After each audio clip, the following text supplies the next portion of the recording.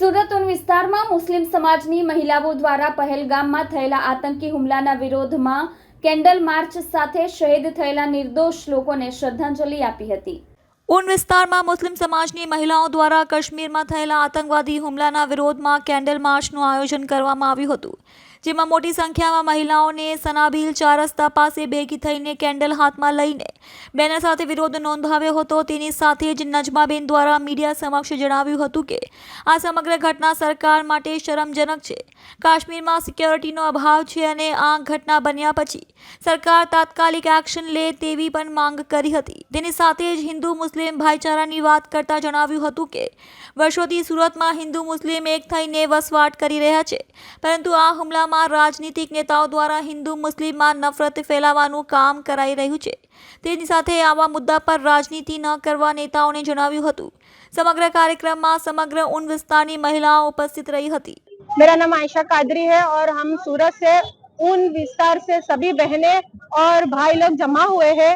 जो हमारा पहलगाम में कश्मीर में जो हमला हुआ है, आतंकी हमला हुआ है, तो सरकार श्री से हमें ये गुंजाइश है कि वो जो आतंकी हमले के आतंकी है उसके ऊपर कुछ कार्रवाई करे। और हम लोगों इस कैंडल मार्च से हम जताना चाहते हैं कि हम तमाम जो शहीद हुए, जो 26 लोग आतंकियों के हमले से जिसकी दर्दनाक मौत हुई है, हम उनके गम के साथ हैं और हम तमाम भारतीय एक साथ हैं। हम तमाम भारतीय उनके जो भी दर्द के हम उसका ये करते हैं कैंडल मार्च से। और हम लोग चाहते हैं कि सरकार श्री को कुछ भी करके इस बार आतंकियों को पकड़े और उसको कड़ी से कड़ी सजा दे। हमारी अंदाजे हमारे 1000 तक बहनें जमा हुई है। मैं चैनल के माध्यम से तमाम लोगों को, तमाम भारतवासियों को एक यही संदेश देना चाहूंगी कि हम कॉन्स्टिट्यूशन के साथ है, संविधान के साथ है और हमें न्याय चाहिए। तमाम भारतीयों को न्याय चाहिए।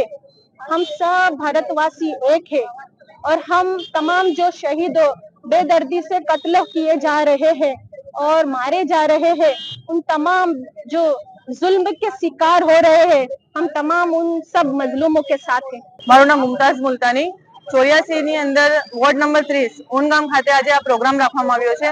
પ્રોગ્રામ છે કે જે 22 એપ્રિલના દિવસે કાશ્મીરની અંદર જે પહેલગામની અંદર જે હુમલો થયો છે તેના ન્યાય માટે અમે આજે અહીંયા બધા જમા થયા છે અને જે મૃતક છે એને ભાવપૂર્વક શ્રદ્ધાંજલિ આપી છે। આજે અમે લોકો ભારત સરકાર સામે એક સવાલ ઉઠાવીએ છીએ કે આપણા ભારત દેશની અંદર આતંકવાદી જ્યારે હુમલો કરે છે ત્યારે કાશ્મીરની અંદર 5 લાખનો લશ્કર હોય છે। ભારત દેશની અંદર 9 લાખના લશ્કરની અંદર 5 લાખનો લશ્કર તો કાશ્મીરની અંદર હોય છે, તો આતંકવાદી આવ્યો ક્યાંથી?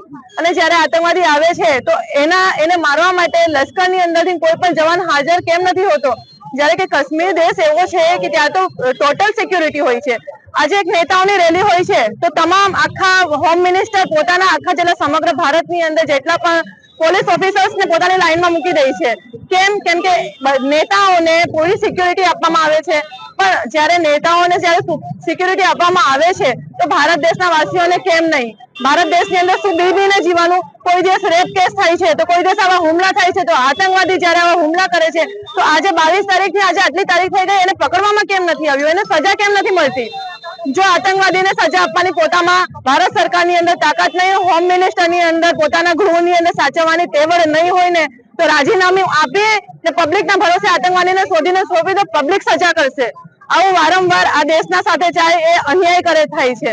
ભારત સરકાર સાથે નમ્ર વિનંતી છે કે આતંકવાદીને જલ્દીથી જલ્દી શોધવામાં આવે અને કડકમાં કડક એવી સજા કરવામાં આવે કે જેથી આવનારા બીજા જો આતંકવાદી હોય તો એના માટે એક સબક બની રહે। જય ભારત, જય હિન્દ।